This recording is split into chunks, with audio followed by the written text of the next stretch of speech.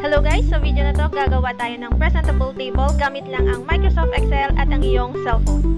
Dito maglalagay tayo ng border, change ng font style or font size, maglagay ng cell color, mag-merge, text wrap, and other stuff para mapaganda ang iyong table.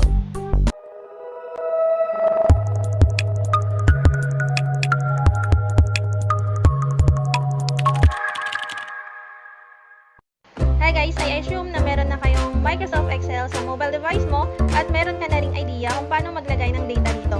Pero kung hindi pa, ilalagay ko dito sa taas yung link kung paano gamitin ang Microsoft Excel gamit lang ang iyong cellphone. So let's start! Click lang tong plus sign dito para gumawa ng bagong worksheet. And piliin lang po yung blank workbook. Okay, so dito maglagay tayo ng data dun sa table natin. So, let's say gagawa tayo ng 1 week budget meal. Okay, so lagay natin dito yung data natin. Okay, so dito, insert natin yung from Monday to Sunday.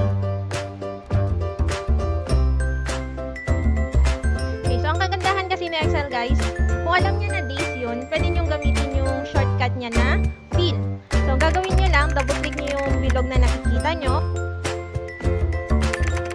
Then, click nyo yung fill, magiging back siya. So, ang gagawin nyo, idadrag nyo yan pababa. So, papansinin nyo, pag habang dinadrag nyo pababa, nilalagay nyo na yung days. So, hanggang Sunday. So, ganun lang kasimple guys. Tapos, dito sa tabi ng days, lalagay natin dyan yung breakfast to dinner. Pero mag-space lang tayo ng isang column para sa kanila. Mamaya malalaman nyo kung bakit. Okay, so type lang natin. Okay, so space ng isa.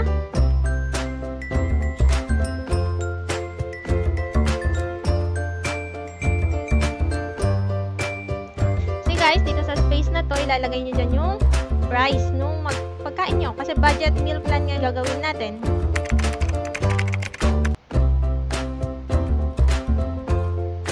Let's say egg. Then yung price nya. Then occupy nyo lang hanggang dun sa dulo. A few moments later. So guys, ito na yung na-input natin na data. So as you can see, medyo magulo siya. Okay, just like yung Wednesday, nag-overlap siya, in-occupy niya yung column A and column B. And yung ibang text, hindi po siya nababasa. So paano natin naayusin yun? First muna natin ayusin is yung this week budget meal. So dapat occupy niya hanggang G. So, highlight lang natin to guys. Gamitin nyo yung circle na nakikita nyo and drag nyo hanggang dun sa column D. Okay, then, i-click nyo tong arrow dito. Okay, to expand more options. And dapat nandun kayo sa home. Hanapin nyo yung merge.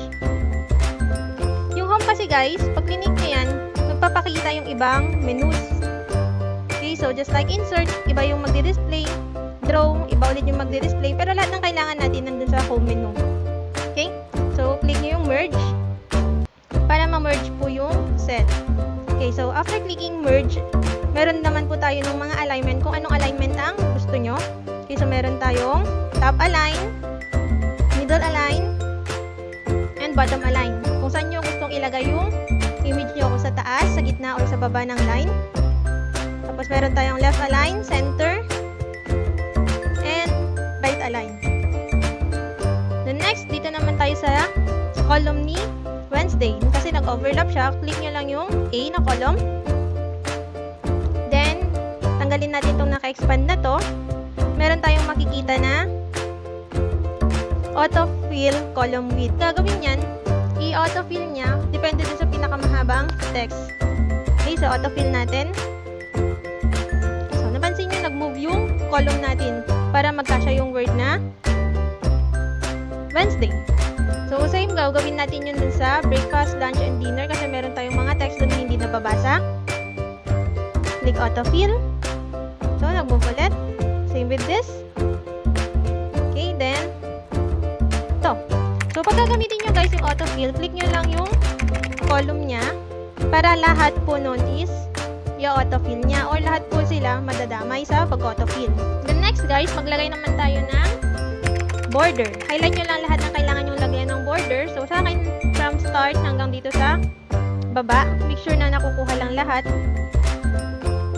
Then, punta ulit tayo dito sa expand. Hanapin natin yung border. So, same with the border na makikita nyo dun sa Microsoft Excel sa computer, ganun din po yung meron dito. So, pwede din natin baguhin yung line color. Depende sa trip nyo na color. So, I prefer black pa rin siya. Then, all borders para lahat malagyan. Tapos, i-tick ko yung gilid. So, next, meron tayo ditong breakfast. Para saan tong space na yan? That is the price of the breakfast. For example, gusto nyo i-compute.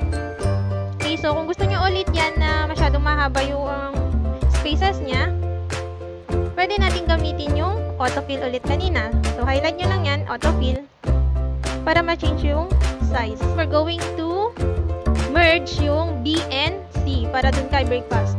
So, i-click nyo lang yung word na breakfast. Tapos, yung bilog na nakikita nyo dito, drag nyo lang siya, pag ganon. Tapos, na-expand nyo to, mag-merge ulit tayo. So, same with lunch and dinner.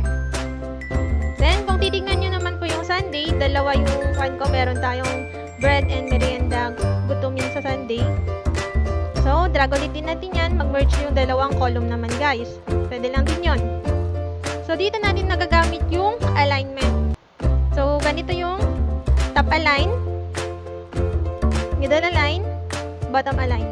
So, I prefer middle align. Then next, we're going to change the font style.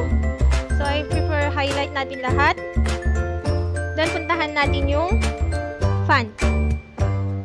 Okay, so ito yung font. Click lang natin yan. Pili kayo dyan ng gusto nyo. Okay, so for me, I'll use Arial na lang. Then, this is the size. Click mo lang yan. Pili ka ng size na gusto mo. So, I use 12. Okay, so kung napansin nyo, yung Wednesday, nag-overlap na naman. Ganun lang ulit yung gagawin nyo sa auto fill. Kasi nagbabago yung fill niya, guys, or yung size niya. Kapag nagbabago din kayo ng font size. And then, highlight ko yung title and the days hanggang dinner. I'll change the font to Arial Black para trip ko lang. Okay na yung font size. Yung Monday to Sunday. So, I think i-bold ko lang yan. Okay na yan.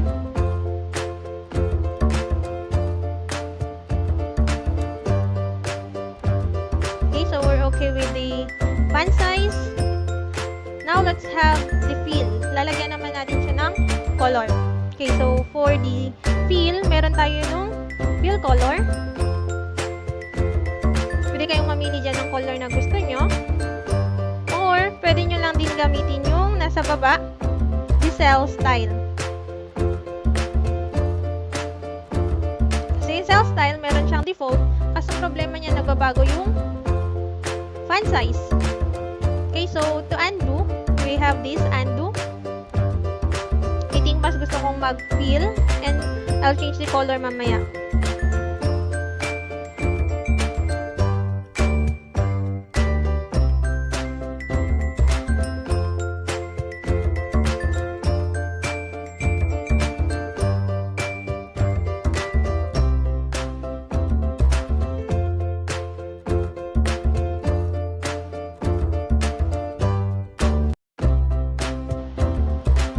Okay, that's it.